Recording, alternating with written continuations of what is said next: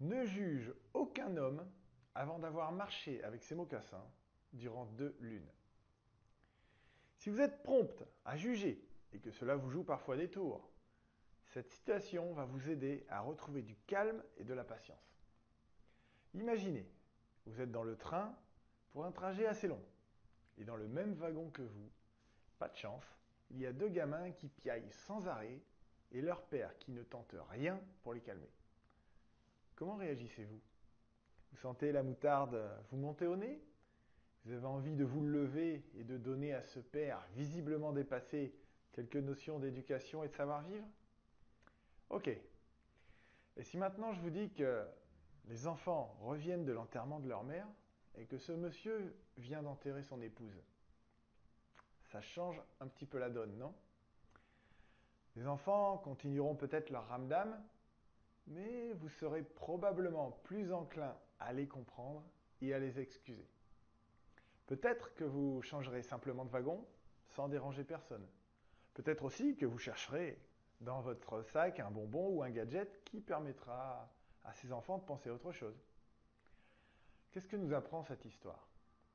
Nous n'avons aucune idée de ce que vit l'autre. Tenter de se mettre à sa place permet d'être moins prompt à le juger et vous permettra d'être plus calme et serein au quotidien, de cultiver de meilleures relations avec votre entourage. Pour développer cette capacité à ne pas juger trop vite, voici ce que je vous propose. Devant chaque comportement d'autrui qui vous énerve, vous allez vous demander qu'est-ce qui me pousserait, moi, à me comporter de la même façon. Et ne lâchez pas l'affaire tant que vous n'avez pas au moins 3 explications possibles.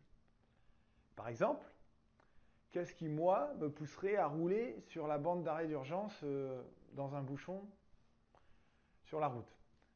Eh bien, j'avoue que je le ferais sans hésiter si ma femme était sur le point d'accoucher, si ma voiture avait un comportement bizarre, si j'avais été appelé en urgence par un ami en danger, si mon enfant était malade.